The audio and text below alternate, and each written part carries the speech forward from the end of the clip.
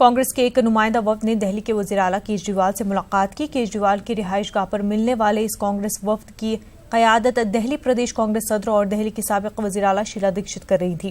कांग्रेस वफ्द ने दिल्ली में पानी और बिजली की किल्लत के मसले पर केजरीवाल से गुफ्तगू की।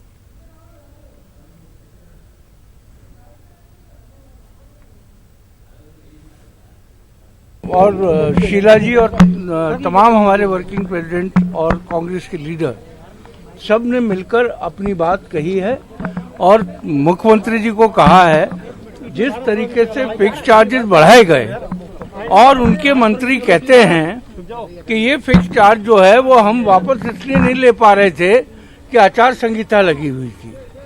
मेरा सवाल ये है आम आदमी पार्टी सरकार से कि आचार संहिता अगर लगी हुई थी तो ये तो 1 साल से वसूल किया जा रहा है जो फिक्स चार्जेस वसूल किए जा रहे हैं। भीमा कोरेगांव तशद्दुद मामले महाराष्ट्र पुलिस रांची में छापेमारी कर रही है। रांची में फादर स्टेन स्वामी की रिहाइशगाह पर महाराष्ट्र पुलिस की ये छापेमारी दूसरी बार हो रही है। छापेमारी के दौरान कुछ काबिल एतराज मवाद बरामद हुआ है। फादर स्टेन स्वामी पर इल्जाम है कि उनकी तकरीर के बाद ही भीमा कोरेगांव में तशद्दुद हुआ था। छापेमारी के बाद पुलिस लौट गई है। इम्कान जाहिर किया जा रहा था कि फादर स्वामी को गिरफ्तार किया जा सकता है।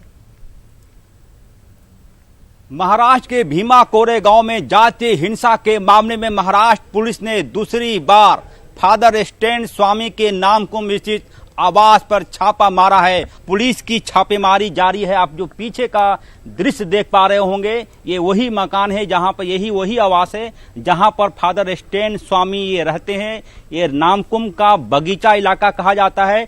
महाराष्ट्र की पुलिस अपनी पूरी टीम के साथ कल रात ही रांची आ गई थी और आज सुबह इस आवास पे छापेमारी हुई है। महाराष्ट्र पुलिस की दूसरी छापेमारी, इससे पहले जो छापेमारी हुई थी उसमें फादर स्टेन स्वामी के पास से कई आपत्तिजनक कागजात पुलिस को मिले थे, कई लैपटॉप मिले थे, कई ऐसे साहित्यिक मैगजीन मिले थे जिससे कि भड़काऊ हिंसा में लोगों को मदद मिलती है। एक बार फिर महाराष्ट्र की पुलिस यहां पर आई है और काफी दबिश के साथ इस जगह पे छापेमारी हुई है। किसी भी मीडिया कर्मी को इसके अंदर जाने की इजाजत नहीं है। लॉ एंड ऑर्डर मेंटेन रहे, लिहाजा स्थानीय पुलिस भी हमारी बाईं तरफ आप देख पा रहे होंगे, स्थानीय पुलिस भी यहां पर मौजूद है और एक कर जितने भी आप देखेंगे फादर स्टेन स्वामी से अलग कमरे में पूछताछ हो रही है। ये कब तक पूछताछ चलेगी, क्या कुछ मिल पाता है, फिलहाल इंतजार होगा। लेकिन कह सकते हैं कि फादर स्टेन स्वामी की मुश्किलें बढ़ने वाली है। मुश्किलें इसलिए बढ़ने वाली है कि एनआईए ने भी फादर स्टेन स्वामी को अपने टारगेट पर ले रखा है और हो सकता है कि पूछताछ के दौरान फादर स्टेन स्वामी को हिरासत में भी ले लिया जाए। कैमरा पर्सन संजीव तिवारी के साथ अजय लाल, न्यूज 18 रांची। अब नजर डालते हैं कश्मीर में बारिश के बाद बनी सूरत हाल पर। एक तरफ जहां मुल्क के कई हिस्सों में लोग गर्मी से परेशान हैं, वहीं वादी कश्मीर के कई इलाकों में जून के मौसम में भी बर्फबारी हुई। बांडीपुरा के सरहदी इलाके गुरेज में आज सुबह हल्की बर्फबारी शुरू हुई। इलाके में अगरचे कल से बारिशों का सिलसिला जारी था, ताहम आज सुबह से गुरेज के पहाड़ों और मैदानी इलाकों में बर्फबारी शुरू हो गई। जिला शोपियां के पीर की गली इलाके में भी बर्फबारी हुई। बर्फबारी की वजह से जिला इंतजामिया ने मुगल रोड बंद कर दिया गया। उधर द्रास में भी 2 इंच बर्फ जमा हो गई है। जिला गांधरबल के सोनमर्ग इलाके में भी बर्फबारी हुई। बर्फबारी के सबब द्रास सोनमर्ग रोड बंद कर दिया गया है। जून के महीने में होने वाली इस बर्फबारी और बारिश की वजह से न सिर्फ इलाके में ठंड बढ़ गई है, बेवक्त बर्फबारी ने लोगों को हैरान भी कर दिया है।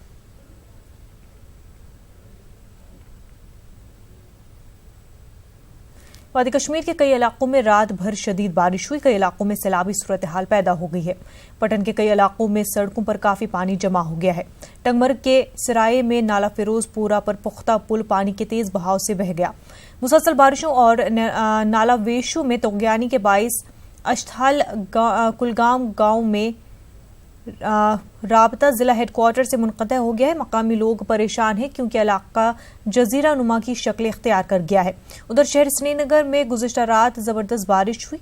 बारिश की वजह से श्रीनगर के लाल चौक और उसके आसपास के इलाकों में सड़कों पर पानी जमा हो गया। सड़कों से पानी निकालने का काम जारी है। अनंतनाग में नाला लिदर में पानी का बहाव बढ़ गया है। फ्लड जोनल कमेटी ने लोगों से अपील की है कि वो नाला लिदर से दूर रहें और बच्चों को उसके आसपास जाने से रोकें।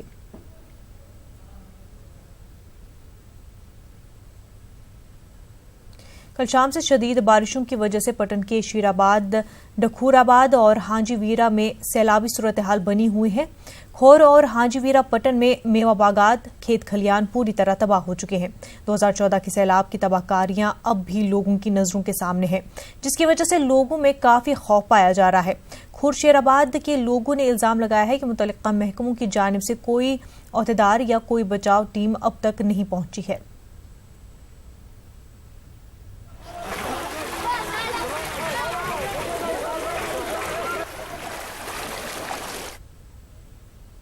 मुसलसल बारिशों की वजह से जिला बडगाम में वाक़े नाला सुखनाग में पानी का बहाव काफी बढ़ गया है। तेज बहाव की वजह से कई मकामात पर बांध टूट गए हैं, जिससे न सिर्फ मेन कस्बे बीरवा बल्कि कई इलाके मुतासिर हुए हैं। नाला सुखनाग के गिर्द आने वाले खेतों में धान की पनीरी पूरी तरह तबाह हो गई है। लोगों ने गवर्नर इंतजामिया से मुतालबा किया है कि इस दरिया के इर्द गिर्द कंक्रीट बांध तामीर किया जाए।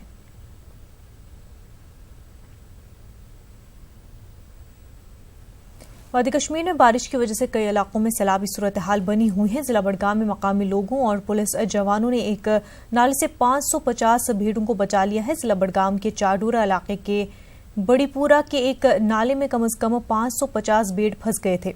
मुसलसल बारिशों के बाद नाले में पानी की सतह बढ़ गई है। लोगों ने पुलिस और मकामी नौजवानों के इस इक़दाम की काफी सताइश की। जी, आप सब जानते हैं कि कल रात से मौसम बड़ा बिगड़ा हुआ है पूरे वैली में। उसके चलते क्या हुआ है कि आज चाडूरा इलाके में बादीपुरा नाले में कुछ शेपर्ड्स जो है कम्युनिटी, उनके कुछ लोग फंसे हुए थे और उनके साथ तकरीबन 500-600 उनकी जो मवेशी है, माल है, भेड़ है, वो भी पानी के बीच में फंसे हुए थे। पानी का स्तर जो है वो जल्द से जल्द बढ़ रहा था। लकीली पुलिस स्टेशन चाडोरा को इत्तला मिली और इंस्पेक्टर महबूब जो वहाँ के एसएचओ है वो अपनी टीम के साथ वहाँ पे पहुंचे। लोकल्स और पुलिस ने जो है मिलकर वहाँ पर एक मेकशिफ्ट ब्रिज बनाया। जो भी रिसोर्सेस अवेलेबल थे, एसडीआरएफ, फायर ब्रिगेड और सिविल अथॉरिटीज के साथ मिलकर जो भी वहाँ पे रिसोर्सेस अवेलेबल थे उनको इस्तेमाल करके एक ब्रिज बनाया गया।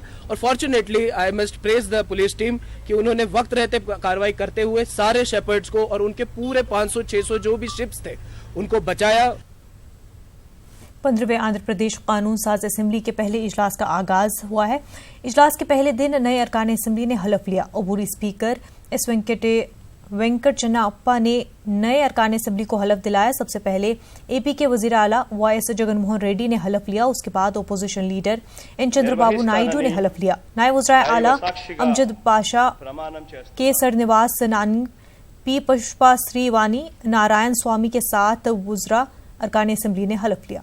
సమగ్రతను కాపాడుతానని నేను స్వీకరించబోయే కర్తవ్యాన్ని శ్రద్ధ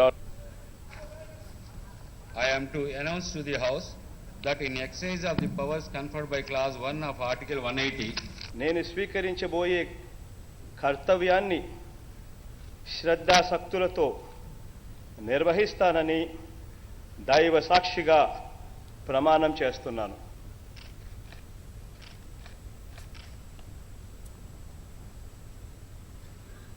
సమగ్రతను కాపాడుతానని నేను స్వీకరించబోయే కర్తవ్యాన్ని శ్రద్ధాశక్తులతో నిర్వహిస్తానని దైవ సాక్షిగా ప్రమాణం చేస్తున్నాను।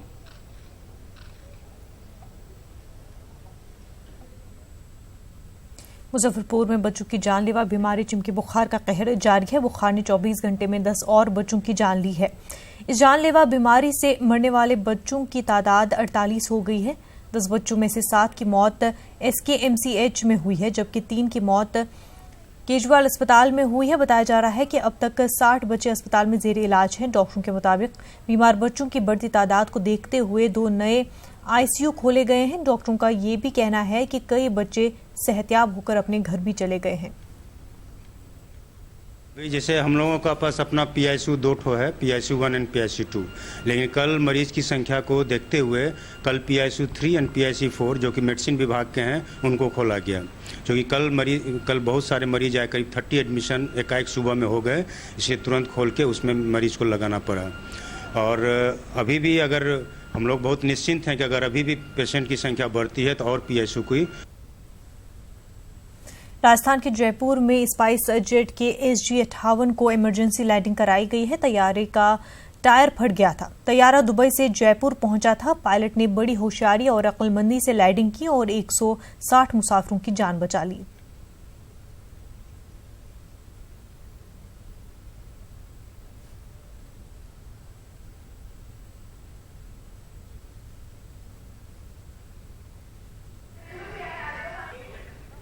सबको कोई घबराहट नहीं थी, लेकिन वो जो पायलट ने लैंडिंग की वो अच्छी तरह से की और किसी को कोई जानहानि का ऐसा हुआ वो नहीं, क्योंकि मैं उसमें ही था। हाँ बताओ। जैसे ही मतलब फ्लाइट लैंड हुई तो मतलब काफ़ी तेज़ थे, झटके लग रहे थे और काफ़ी इधर उधर हो रही थी। तो एक बार तो लगा ही था कि मतलब क्या हुआ है। और एक बार लैंड कर इससे पहले लैंड करने वाली थी, पर इन्होंने वापस टेक ऑफ कर ली थी, लैंड करी नहीं थी। फिर ये घूम के आए, इन्होंने वापस एक राउंड मार के फिर लैंड करवाई। फायर ब्रिगेड, एम्बुलेंस और सब कुछ आई थी, तो पुलिस भी आई थी। अच्छा, उसकी वजह से मास्क वगैरह भी खुल गए थे? हाँ, उसमें खुले थे। अच्छा, कोई किसी तरह का कोई डर वर लगा आप लोगों को? डर तो कुछ नहीं लगा, बाकी वैसे एक बार तो लगा ही था। लैंड हुआ था, फिर एक बार तो ऐसे मतलब स्पीड में एक बार वापस टेक ऑफ कर ली, वापस हो गई। फिर सोचा कुछ क्या होगा, पता नहीं। सब लोग सेफ है पूरी तरह? हाँ, सेफ तो सब। कितने लोग थे करीब फ्लाइट में? करीबन होंगे 100 से ऊपर होंगे। महाराष्ट्र के थाने पुलिस ने नशीली अशिया बेचने वाले एक ग्रुप का इंकशाफ किया है। 3 अफराद को पुलिस ने गिरफ्तार किया है। बताया जा रहा है कि ग्रुप आर्ट पेपर की पुड़िया बनाकर उसे नशे के लिए लोगों में बेचता था। पुलिस ने मुलजिमीन के पास से 4 किलो चर्स भी बरामद किया है। पुलिस इस मामले में मजीद जांच कर रही है। गिरोह पकड़ा है, उसके पास एलएसडी पेपर अपने को जो नशे के मार्केट में मिलता है और काफ़ी यूथ में ये फेमस है आज के तारीख में, क्योंकि ये पेपर जल्दी पता नहीं चलता कि ये सही में क्या है, ये नशा है या पेपर है। क्योंकि आप अगर वो देखोगे तो आपको ऐसा लगा कि ये कुछ तो आर्ट के लिए ये पेपर बनाया हुआ है, लेकिन इसका इस्तेमाल नशे के लिए किया जाता है। अभी ये तो कैसा कि वो लोग बराबर नेट के माध्यम से कुछ कॉलेजेस है, स्कूल है, या फिर जैसे कि आईटी हब्स है, या जो यंगस्टर्स हैं, ज़्यादा यंगस्टर्स के बीच में ये ज़्यादा बेचने की कोशिश करते हैं। लेकिन हमारी जो टीम है, अब्दुल साहब और पवार साहब, इन्होंने ये पूरा नेट पे सर्च करके जो भी गिरोह उसका हमने पर्दाफाश किया। कांग्रेस लीडर सोनिया गांधी अपने चुनाव हलके के दौरे पर हैं। चुनाव में जीतने के बाद पहली बार आज सोनिया गांधी अपने लोकसभा हलके रायबरेली पहुंची है। सोनिया गांधी वोटरों का शुक्रिया अदा करेंगी। इस दौरे पर सोनिया के साथ प्रियंका गांधी भी हैं। सोनिया गांधी ने रायबरेली सीट तकरीबन 1,65,000 वोटों से जीती है।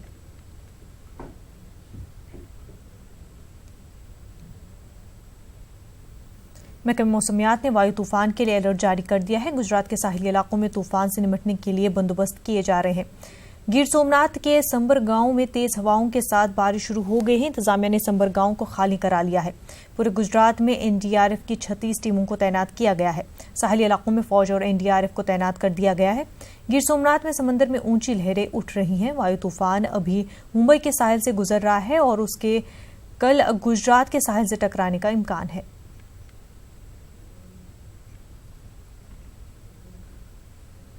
यूपी के शामली में गुज़िश्ता रात एक सहाफ़ी को जीआरपी जवान ने लात घूंसों से पीटा। बताया जा रहा है सहाफ़ी गुज़िश्ता रात पटरी से उतरी मालगाड़ी की खबर बनाने के ताल्लुक से कवरेज करने धेमनपुरा गया था। किसी बात को लेकर सहाफ़ी और जीआरपी के दरमियान नोकझोंक हो गई। जीआरपी जवान ने सहाफ़ी को मारना पीटना शुरू कर दिया। वाज़ेह है कि इस मामले में एसएचओ, जीआरपी और एक कांस्टेबल को मुअत्तल कर दिया गया है।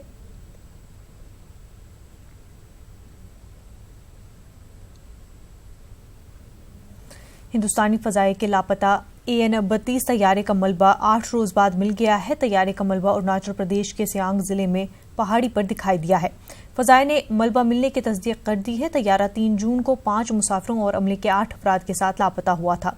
मलबे तक पहुंचने के लिए ऑपरेशन शुरू किया गया है। ज़राए की जानिब से जारी मलबे की पहली तस्वीर में जले हुए दरख्त नजर आ रहे हैं, जिनसे अंदाजा होता है कि तैयारा गिरने से आसपास जबरदस्त आग लगी होगी।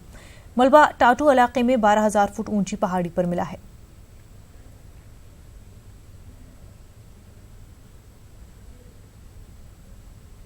सीबीआई उत्तर प्रदेश और दिल्ली में तकरीबन 22 मकामात पर छापे मारी है। अमेठी में यूपी के साबिक वजीर गायत्री प्रजापति के ठिकाने पर भी छापामारी की जा रही है। सीबीआई की ये कार्रवाई गैरकानूनी कानकनी के सिलसिले में हो रही है। ऊपर शिकंजा कसना लगातार जारी है। आप देख सकते हैं 2 सालों से अधिक समय हो गया गायत्री प्रजापति जेल में बंद हैं और गायत्री प्रजापति के घर आज सुबह से ही करीब 6:30-7 बजे से सीबीआई ने रेड मारी है और तमाम दस्तावेजों की तलाश कर रही है। इस वक्त ये गायत्री प्रजापति का कार्यालय है जहां पे गायत्री प्रजापति अपने चुनाव जनसंपर्क को लेकर के लगातार कवायद करते थे। कहीं ना कहीं सीबीआई जो है अपने इस छापेमारी में कुछ अहम दस्तावेजों की तलाश कर रही है, जिसको लेकर के आज सुबह से ही सीबीआई की छापा गायत्री प्रजापति के घर में चल रहा है। पप्पू पांडे, न्यूज़ 18, अमेठी। उत्तर प्रदेश के कानूनी और नज़्म-ओ-नस्क़ की सूरत हाल पर लखनऊ में मीटिंग हुई। वज़ीर आला योगी आदित्यनाथ की सदारत में हुई इस मीटिंग में मुख्तलिफ महकमों के आला हुक्काम ने शिरकत की। मीटिंग में रियासत के कानूनी सूरत हाल का जायजा लिया गया।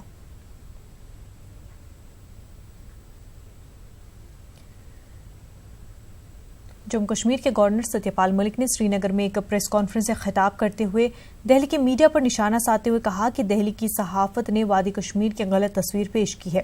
उन्होंने कहा कि इसकी वजह से रियासत की सयाहती सनत पर काफी बुरा असर पड़ा है।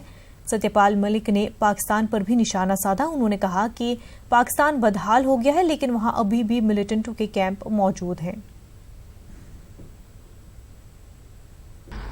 मैं आपसे निवेदन करूंगा कि दिल्ली में जो प्रेस है, मैं किसी का नाम नहीं ले रहा, वो लोग हम लोग माने जम्मू कश्मीर के बारे में इतना निगेटिव है, इतना डिमोनाइज करते हैं कि बहुत तकलीफ होती है। एक आदमी कोई यहां मर जाता है तो 2 हफ्ते खबर रहती है। मेरे जिले में रोज 5 आदमी मरते हैं। यहां किसी टूरिस्ट पे पत्थर नहीं फेंका जाता। मेरठ, मुजफ्फरनगर, सहारनपुर हाईवे पे टूरिस्ट लगभग हफ्ते में एक बार लूटते हैं, उनका कोई जिक्र नहीं है। लेकिन कश्मीर को खराब करने के लिए, इसके टूरिज्म को खत्म करने के लिए, और सही चीज यह है कि जो स्टेट्स या जो देश टूरिज्म पे चलते हैं उनको मारने का एक रास्ता उनके टूरिज्म को खत्म करने का भी है, जैसा मिस्र में एक अटेम्प्ट हुआ था। तो मैं आपसे हाथ जोड़ के प्रार्थना करता हूं कि एक पॉजिटिव व्यू लें और हमारी और अपनी स्टेट की मदद करें। दिल्ली में मौलाना आजाद फाउंडेशन की जनरल बॉडी की मीटिंग हुई। मरकजी वजीर मुख्तार अब्बास नकवी की सदारत में हुई इस मीटिंग में अक़लियतों की फलाह और बहबूद पर तबादला ख्याल किया गया। मीटिंग में अक़लियतों के लिए बड़ा फैसला लिया गया, जिससे तामीर और तरक्की की नई राह खुलेंगी। क्या कुछ खास है, देखिए इस रिपोर्ट में।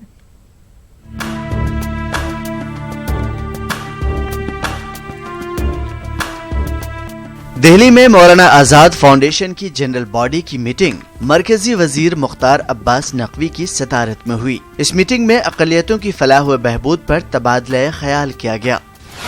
मीटिंग में फैसला किया गया कि अगले 5 वर्षों में अक़लियती तबके के अफराद को 5 करोड़ स्कॉलरशिप्स दी जाएंगी।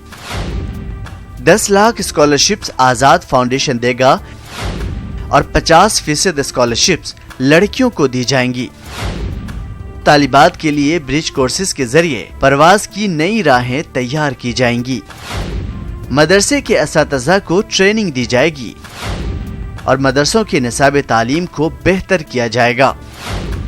Polytechnics, ITI, girls hostel, school, college और दीगर सहूलियात के लिए जंगी पैमाने पर काम शुरू किया जाएगा और इसका सीधा फायदा ये होगा कि तालीम के मैदान में तलबा आगे आ सकेंगे, रोजगार के मौके पैदा होंगे और तलबा व तालिबात अपना मुस्तकबिल खुद संवार सकेंगे। बेटियों के ताल्लुक से समाज में बेदारी पैदा होगी और मुल्क में तामीर और तरक्की को नई जहत मिलेगी। और निश्चित तौर से अल्पसंख्यक समाज शिक्षा के क्षेत्र में, रोजगार के क्षेत्र में बहुत बड़े पैमाने पे पिछड़ा हुआ है। हमने इसीलिए तय किया है कि 5 करोड़ से ज़्यादा अल्पसंख्यक समाज के बच्चे बच्चियों को स्कॉलरशिप देंगे।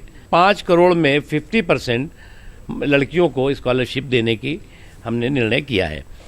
जो दूर दराज के इलाके जहाँ पर कि शैक्षणिक ढांचे नहीं हैं, एजुकेशनल इंफ्रास्ट्रक्चर नहीं है, स्कूल नहीं है, कॉलेज नहीं है, ITI नहीं है, पॉलिटेक्निक नहीं है, हॉस्टल्स नहीं है, गर्ल्स हॉस्टल नहीं है, कॉमन सर्विस सेंटर नहीं है, उनको हम ऑलरेडी हमने पहले बनाए हैं। इस बार हम और बड़े पैमाने पर युद्ध स्तर पर लगभग 300 से ज़्यादा जिलों में इस काम को हम करने वाले हैं। इस जहत में खास तौर पर जिन 3 पहलुओं पर निगाह होगी उनमें नंबर 1 तालीम, नंबर 2 रोजगार और नंबर 3 तलबा व तालिबात को बाअख्तियार बनाना है। हिंदी, इंग्लिश, रियाजी, साइंस और कंप्यूटर वगैरह की तालीम दी जाएगी ताकि मदरसों के तलबा बाहर की दुनिया में खुद को बेबस महसूस न करें। मुख्तार अब्बास नकवी ने कहा कि 3E यानी एजुकेशन, एम्प्लॉयमेंट और एम्पावरमेंट हमारा हदफ है। इसे पूरा करने के लिए हम मेहनत कर रहे हैं और मुस्लिम लड़कियों में तालीम को फरोग देने के लिए पढ़ो बढ़ो मुहिम चलाई जाएगी और दूर दराज के इलाकों में जहां समाजी और माशी वजूहात के मद्देनजर लोग लड़कियों को तालीम के लिए नहीं भेजते हैं, वहां तालीमी इदारों की सहूलतें और वसाइल फराहम कराने के लिए काम किया जाएगा। पढ़ो और बढ़ो कार्यक्रम के जरिए हम लोगों में जागरूकता पैदा करेंगे।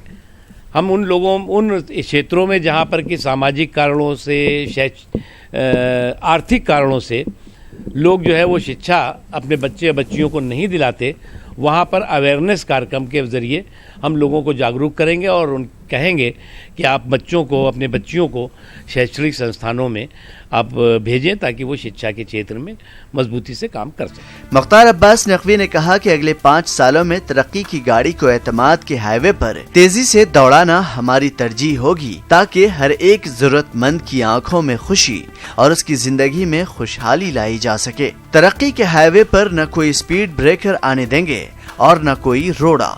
इसके लिए हमें चौकस और मोहतात रहना होगा। Bureau report, news 18 Urdu.